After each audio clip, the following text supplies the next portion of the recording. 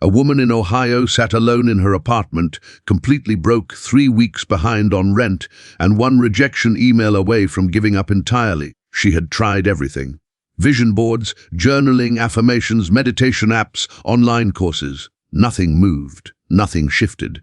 And then her grandmother, who was 84 years old and had lived through things most people couldn't imagine, pulled her aside one evening and said, "Before you say your name to yourself again, say these 3 words first." The woman thought it was old folk wisdom. Harmless but probably meaningless. She did it anyway because she had nothing left to lose.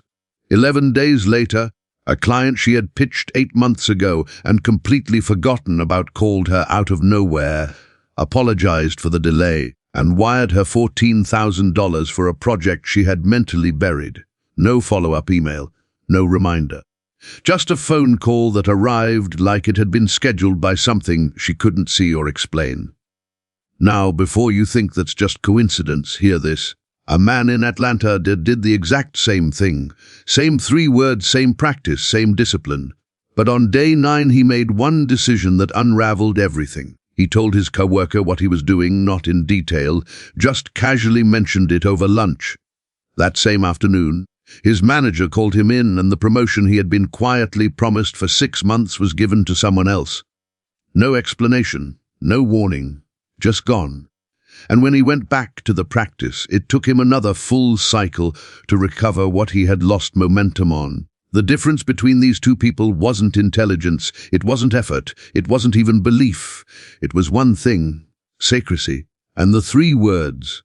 And if you stay with me through this entire video, you are going to understand not just what those words are, but why they work at a level that most people will never be taught. Why sharing destroys the process completely, and why this specific combination involving your full name is different from every affirmation you have ever tried and failed with before. Joseph Murphy was not a motivational speaker. He was not a weekend seminar guru selling overpriced courses from a rented hotel ballroom. He was a man who had studied the architecture of the human mind with the seriousness of a scientist and the devotion of a monk. Born in Ireland in 1898, he was raised inside strict Catholic tradition, groomed for the priesthood, trained in Jesuit seminaries where the study of consciousness and spiritual law was treated as the most serious academic pursuit imaginable. But Murphy had a problem that wouldn't leave him alone.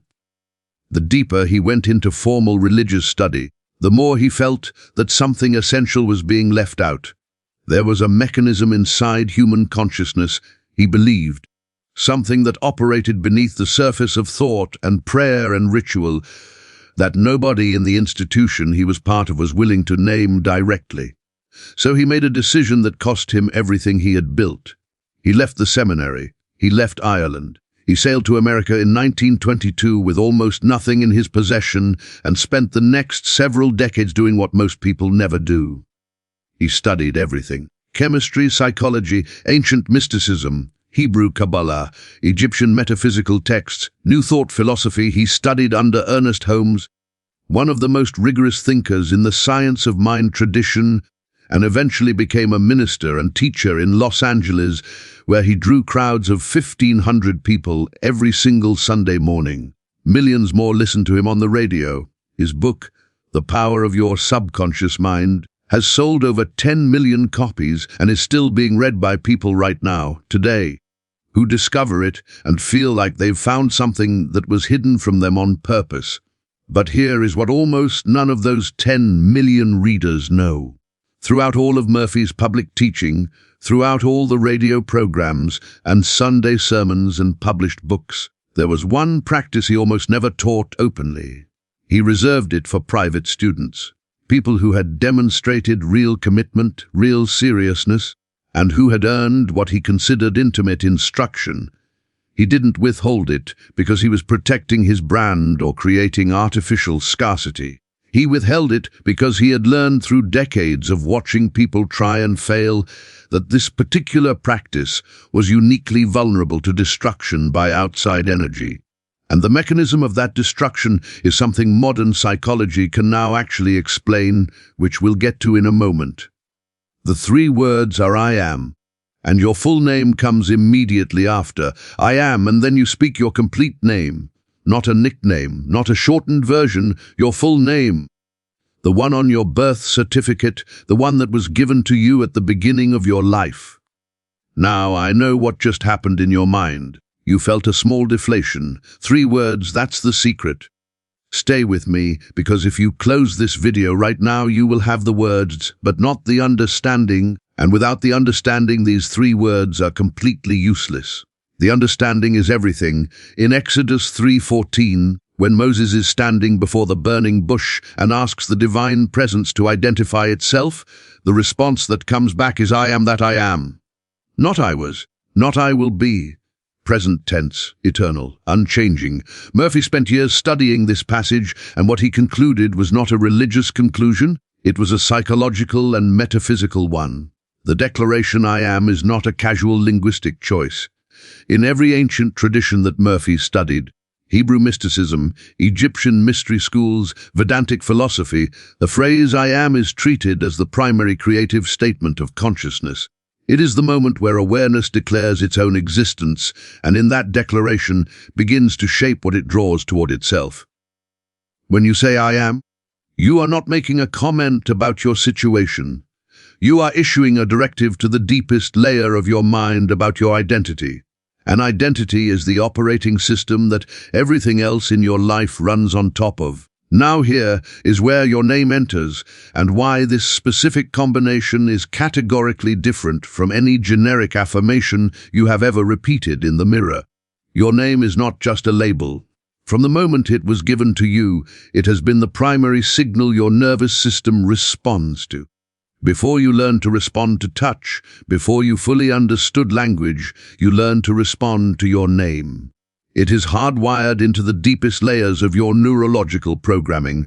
Every experience you have ever had, every emotion you have ever felt, every version of yourself you have ever been is indexed in your subconscious mind under the identifier of your name. When someone calls your name across a crowded room, your entire system responds immediately and automatically without any conscious decision on your part. That is not coincidence. That is the depth of the imprint. Murphy called your name your vibrational signature in this reality, the one sound in all of human language that is uniquely and completely yours. And when you place I am before it, you are doing something that has no psychological or spiritual equivalent. You are uniting the universal creative declaration of consciousness with your specific personal identity. You are telling your subconscious mind, at the deepest level it can receive instruction, that what follows is not a wish, not a hope, not an aspiration. It is who you are.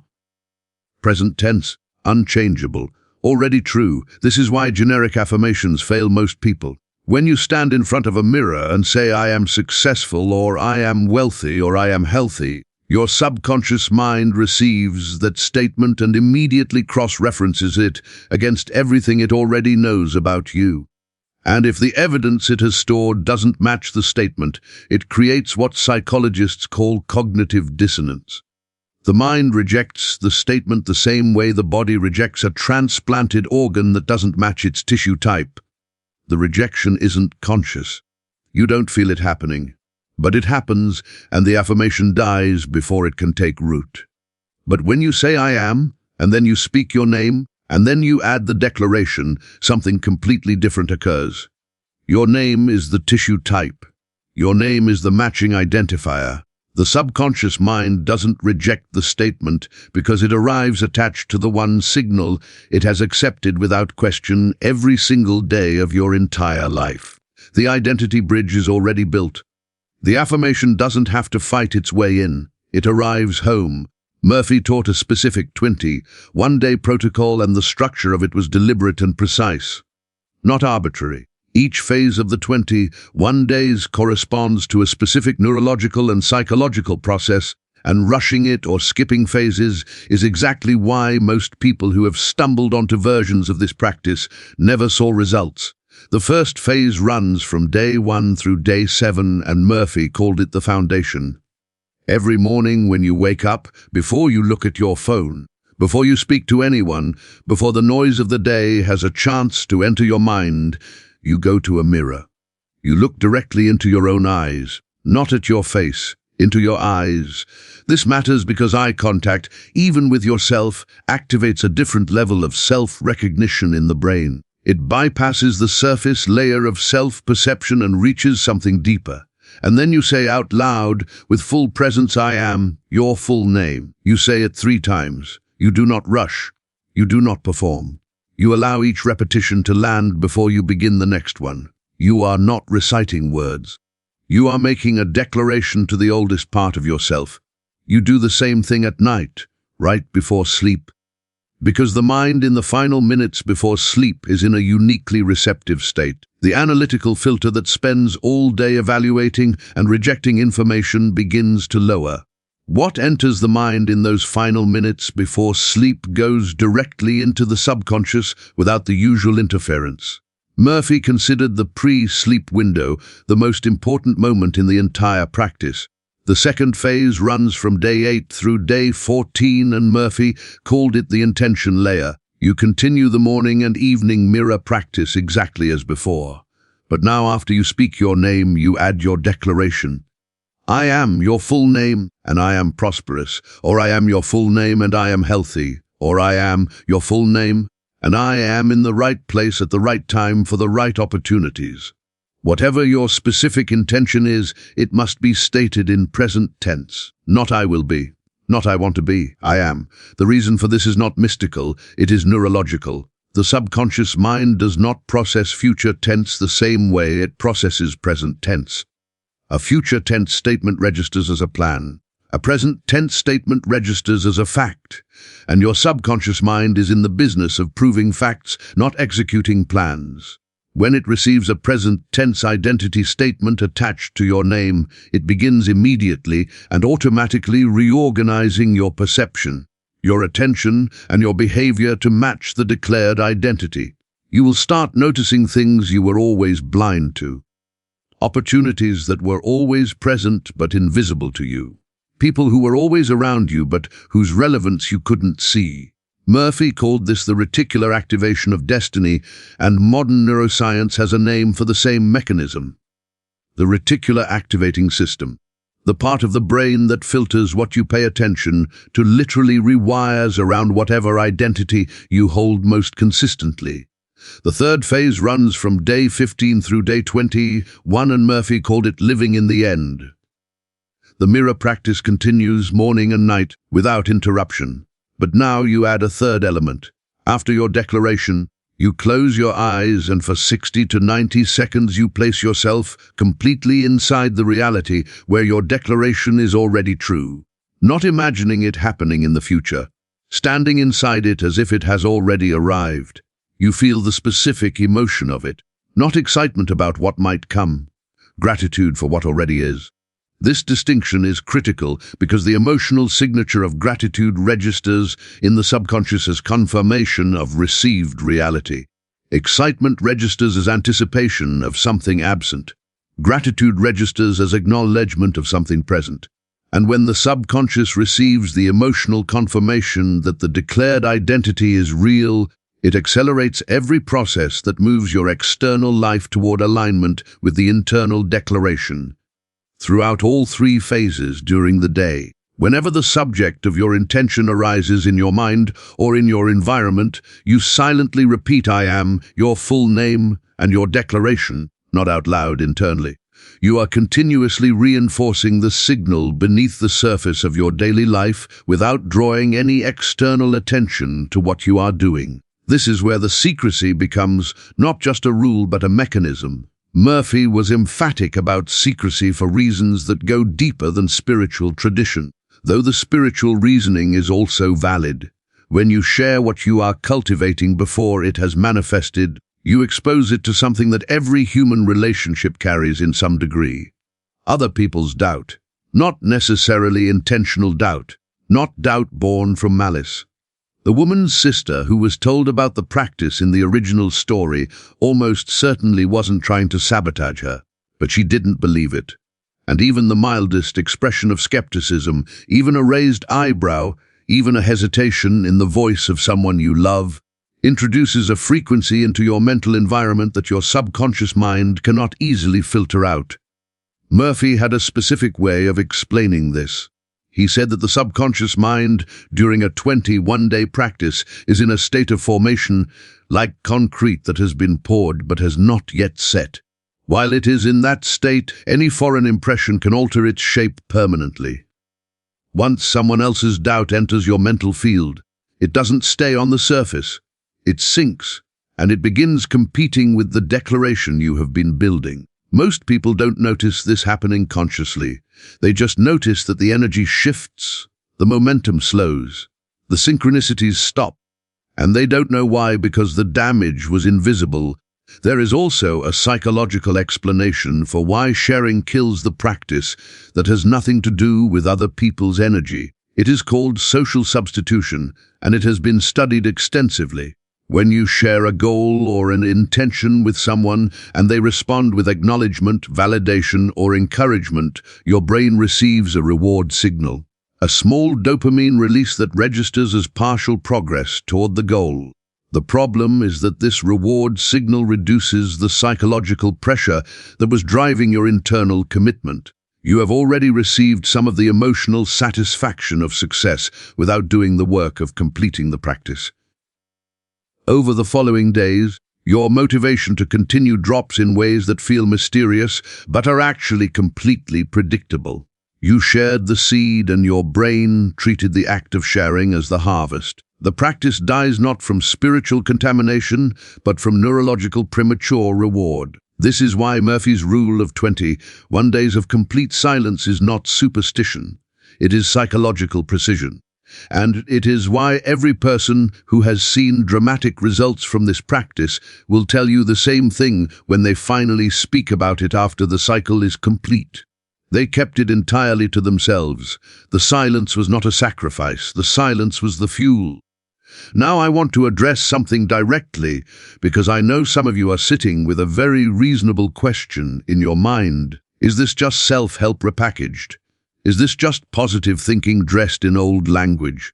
And the honest answer is that Murphy himself would have pushed back hard on that framing. He spent 50 years of his life demonstrating that the mechanism he was teaching was not about positive thinking. Positive thinking is a surface activity. It operates at the level of conscious thought. What Murphy was pointing to was something that operates at the level of identity, which sits several layers beneath conscious thought and is orders of magnitude more powerful.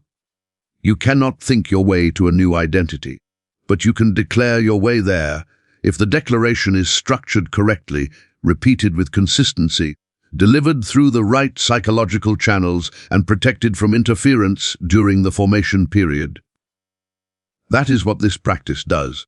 That is why it is categorically different. And that is why the results, when people actually follow the protocol completely and without deviation, are categorically different from anything they experienced with conventional affirmations or positive thinking. Murphy documented case after case throughout his career. A man who had been passed over for promotion 11 times in 14 years did the full 21-day cycle and was offered a senior position he had never even applied for. A woman who had been told by 3 doctors that her condition was chronic and permanent completed the practice twice and reported changes that her physicians described as medically unusual. Murphy never claimed these outcomes were miraculous. He was consistent and precise in his explanation. The subconscious mind, when given a clear, repeated, emotionally confirmed identity declaration, reorganizes the entire system of the human being, including behavior, perception, biology, and what Murphy called invisible attraction, to match the declared identity.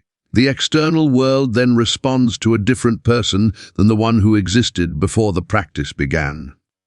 Because you are a different person, not metaphorically, actually. The reason Murphy kept this specific practice private for so many years was not that he was withholding it from people who deserved it. It was that he had watched too many people receive the information casually, apply it casually, share it casually, and then report back that it didn't work. And he understood that the casual version of this practice is not this practice. It is a copy that shares the shape but not the substance. The full practice requires the mirror, requires the full name, requires the present tense declaration, requires the pre-sleep timing, requires the visualization with the emotional signature of gratitude rather than anticipation, and requires the complete unbroken silence for all 21 days. Remove any one of these elements and you have a different practice with different and diminished results. If you are watching this video and something in you recognized what is being described here, not just intellectually but somewhere deeper, that recognition is not random. Murphy believed, and the psychology of pattern recognition supports this, that people encounter the right information at the moment they are actually ready to receive it and use it rather than just file it away. The fact that you are still here, that you haven't moved on to the next video or the next scroll, suggests something is ready in you. And what I want to say to you directly is this. The 3 words are simple. The practice is simple. But simple is not the same as easy. What makes it hard is not the mirror or the repetition or the visualization. What makes it hard is the silence. Keeping something this alive inside you, this real, this growing, completely to yourself for 21 days while the world around you continues demanding your attention and your disclosure and your sharing, that is the real practice. And it is also the real transformation. Because the person who can hold something sacred and growing entirely within themselves for 21 days without needing external validation is already a different person than the one who started. Do not comment your declaration below. Murphy's rule applies here as well. But if you are committing to this, if something in you is saying yes to the next 21 days, write one thing in the comments. Write the word ready. Just that. Nothing more. Not what you're declaring, not what you're working toward, not what you're hoping for. Just the word ready, because the algorithm will show this video to more people who need it, and your one word will be part of that without compromising your practice in any way. And when the 21 days are complete, come back. Tell us what shifted. Not what you declared, because that remains yours, but what changed in your life, in your perception, in the way opportunity began moving toward you. Those stories are what remind people who are watching months from now that this is real, that it works, and that the only thing standing between where they are and where they could be is 21 days of disciplined, silent, consistent practice. Murphy said it with a precision I have never been able to improve on. The words I am are the most sacred words in any language because they are the words with which consciousness names itself. Everything you attach to them becomes your identity. Everything that becomes your identity becomes your life. Your name is your signature in this existence. When you place I am before it, you are signing a declaration to the universe about who you are and what belongs to you. The abundance is not coming. The health is not coming. The right people and the right circumstances are not coming. They are already present in the field of potential that surrounds your life right now. The practice does not create them. It makes you into the version of yourself that can finally see them, receive them, and hold them. 21 days. Your name. 3 words. Complete silence. That is the entire instruction. Everything else is just noise. Start tonight. If you are still watching this, I want you to understand something that most people who encounter this information will never fully grasp. The practice is not the hard part. The 21 days are not the hard part. The mirror is not the hard part. The real challenge, the one that separates the people who see results from the people who try this twice and quietly give up, is what happens inside you during the days when nothing visible is changing yet. Because there will be days like that. There will be a day 7 where you look in the mirror and say your name and feel nothing. There will be a day 11 where the situation you are trying to shift seems to get slightly worse rather than better. There will be a day 14 where your mind starts quietly suggesting that you are doing something foolish, that you are talking to a mirror, that adults don't do things like this, that you should just accept what is and move on. Murphy called this the resistance phase, and he considered it the most important part of the entire process. Here is why.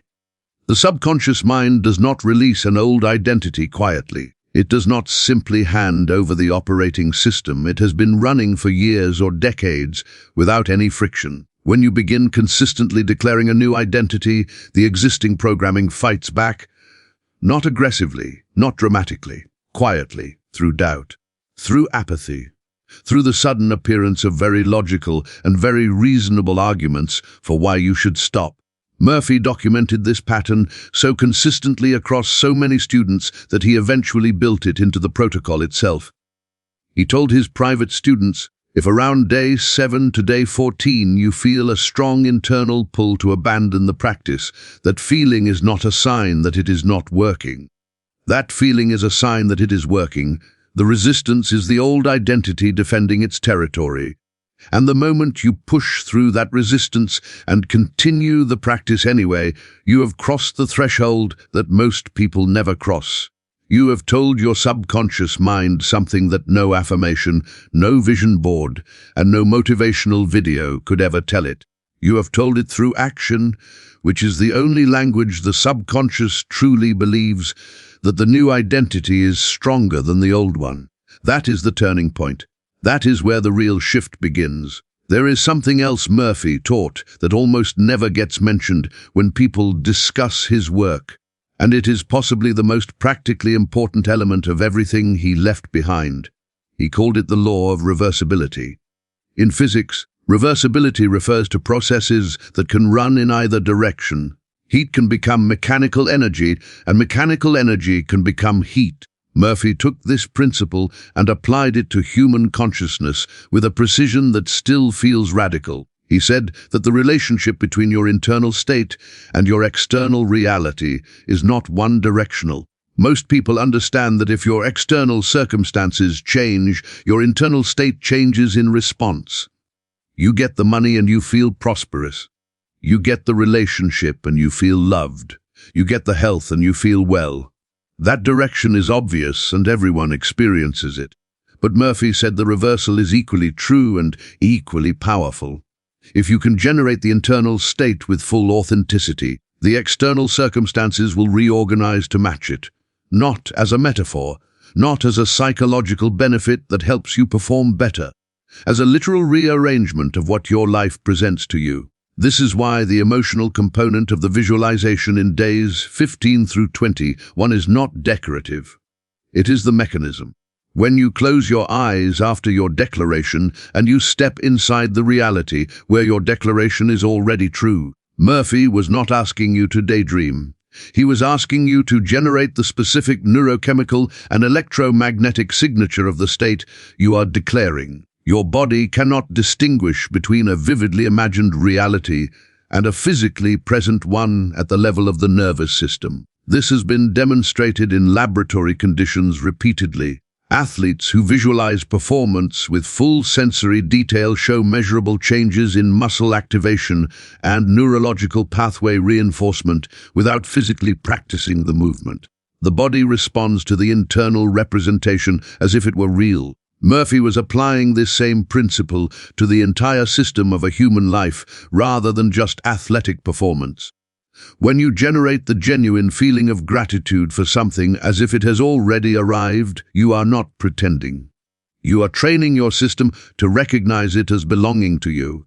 And what your system recognizes as belonging to you, you begin to move toward and draw toward you in ways that operate completely beneath your conscious awareness. Most people who try manifestation practices fail not because the principles are wrong, but because they generate the wrong emotion during visualization. They generate hope, or desire, or excitement. And those emotions, while pleasant, carry an embedded signal of absence. Hope is the feeling of wanting something you don't have. Desire is the feeling of reaching for something that hasn't arrived. Excitement is the feeling of anticipating something that is still in the future.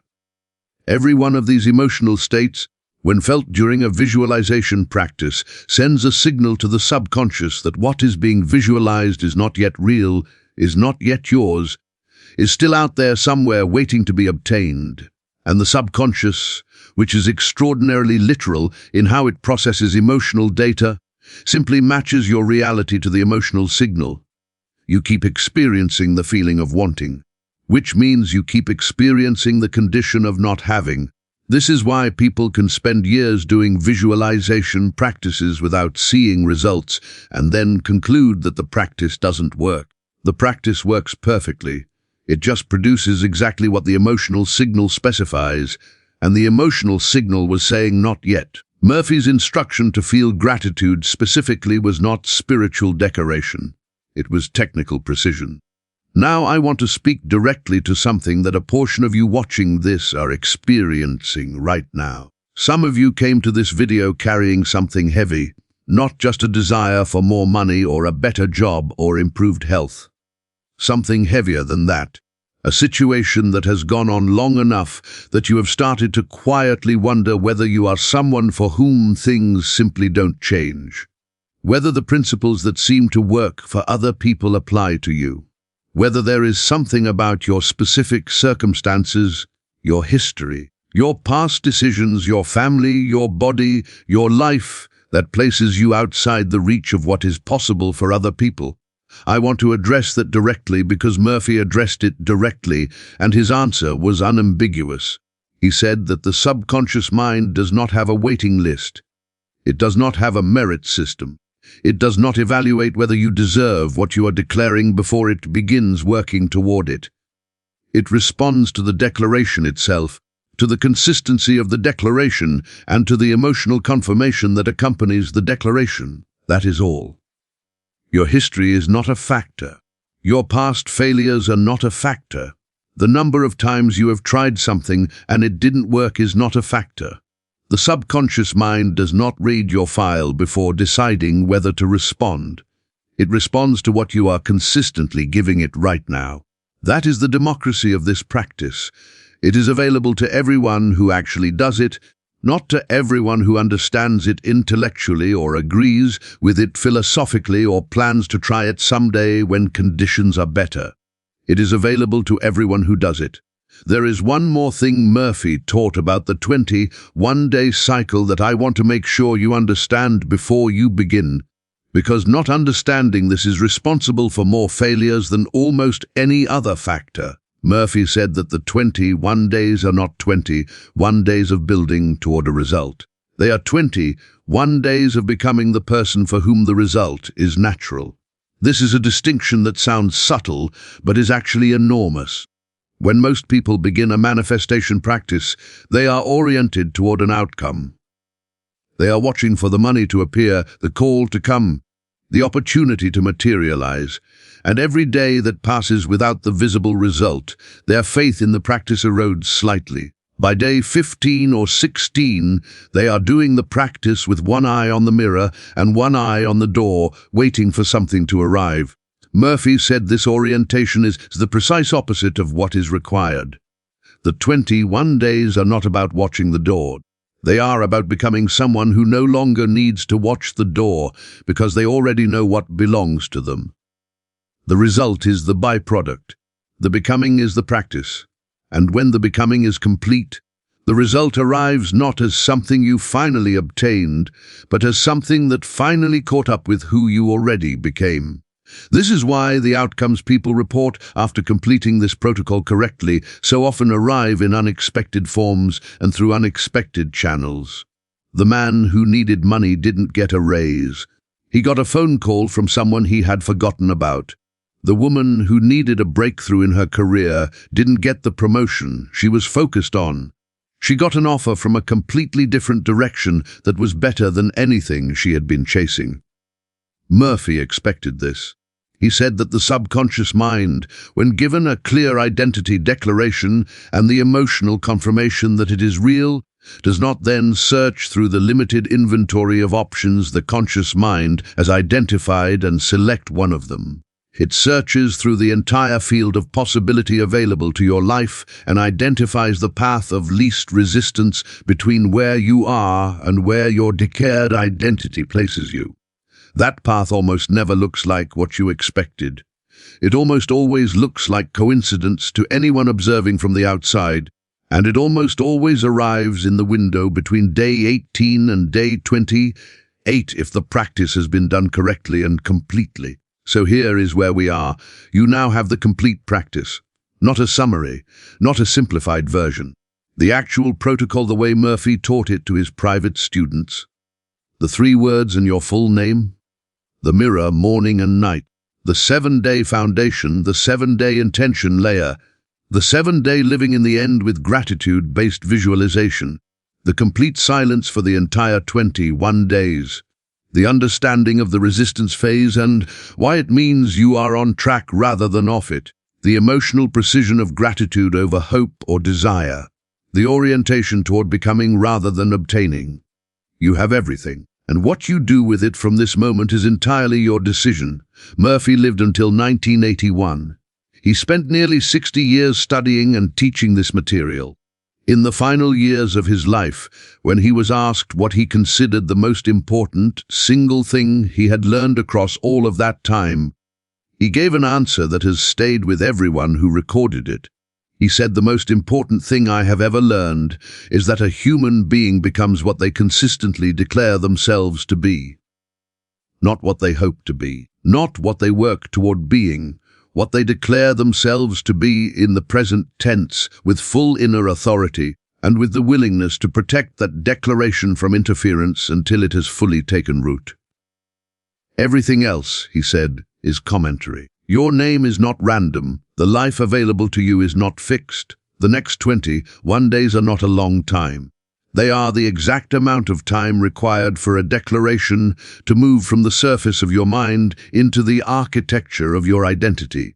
And once it is in the architecture, the life that matches it begins to assemble itself around you with a precision and a speed that will feel, to everyone watching from the outside, like extraordinary luck. But you will know what it actually was. You will know it was 21 mornings and 21 nights and complete silence and 3 words and your name spoken to your own eyes in a mirror until the person looking back at you was someone new. Start tonight, not tomorrow. Not after you finish one more thing. Tonight, before you sleep, go to the mirror, look into your own eyes and say, "I am," and then say your full name 3 times slowly like you mean it. Because you do. And because somewhere in you, in the part that kept watching this entire video, when something easier was 1 click away, you already know that this time is different. Trust that. And do not tell a single soul. If you are still here, I need you to understand something before you close this video and go back to your day. Most people who watch something like this will feel something during it. A recognition, a stirring. Something that says, yes, this is real, this is for me. This is the thing I have been looking for without knowing what I was looking for. And then they will close the video. And they will go do something else. And 3 days later they will barely remember the details. And 3 weeks later the whole thing will have faded into the long list of things they once found compelling and never acted on. Murphy had a name for this pattern. He called it the tragedy of almost. Not the tragedy of failure. Not the tragedy of trying and falling short. The tragedy of almost. The people who almost changed. The people who had the information, felt the resonance, understood the mechanism, and then quietly returned to the life they already had because starting felt slightly uncomfortable and slightly uncertain and slightly vulnerable in a way that was easier to avoid than to move through. I am telling you this not to make you feel guilty and not to pressure you into something that isn't right for you. I am telling you this because if something in this video reached you, if something in you recognized what was being described, then you are not someone who stumbled onto this randomly. You are someone who was ready for it. And readiness that doesn't convert into action within 24 hours almost never converts at all. The window is real, and it is short. And what you do in the next few hours after watching this will determine whether this was something that changed your life or something that almost did. Murphy spent the final decade of his life doing something that surprised many of the people who had followed his work for years. He stopped teaching new material almost entirely. He spent those last years going back over everything he had taught and distilling it down, removing what was unnecessary, finding the irreducible core of what actually worked versus what was interesting, but ultimately peripheral. And what he was left with at the end of that process was extraordinarily simple.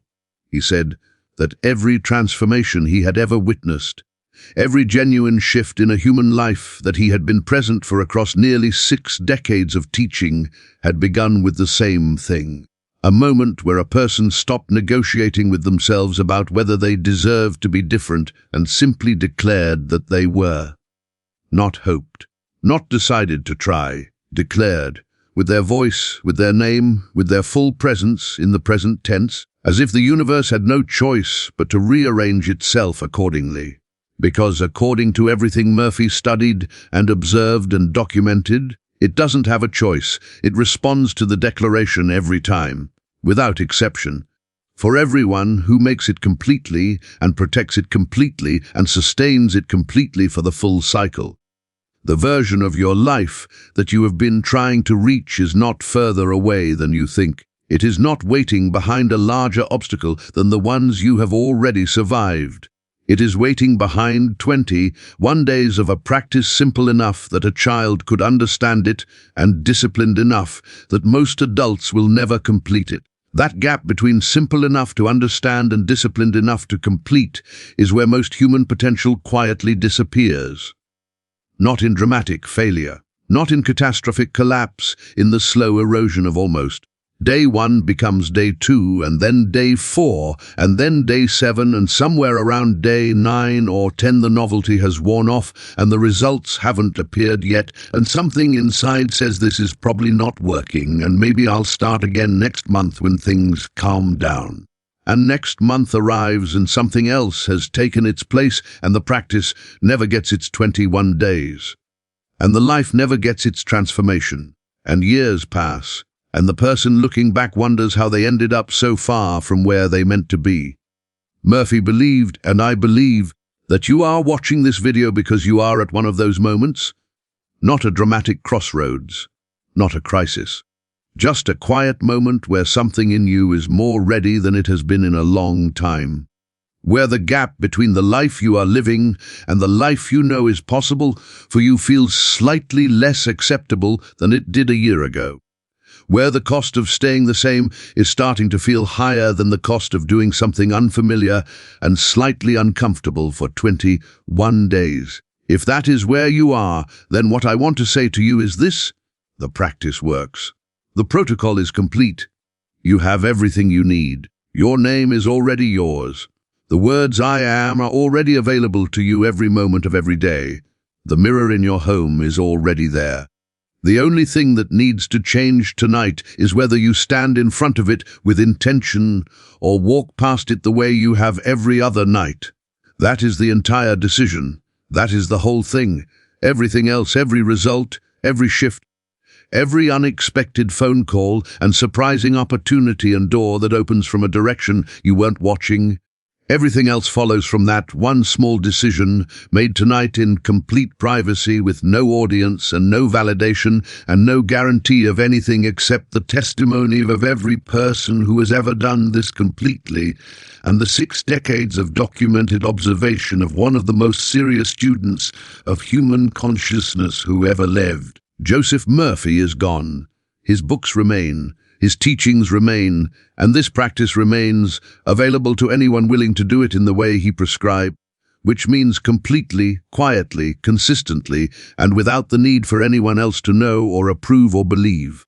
The most powerful things in a human life almost always happen in private.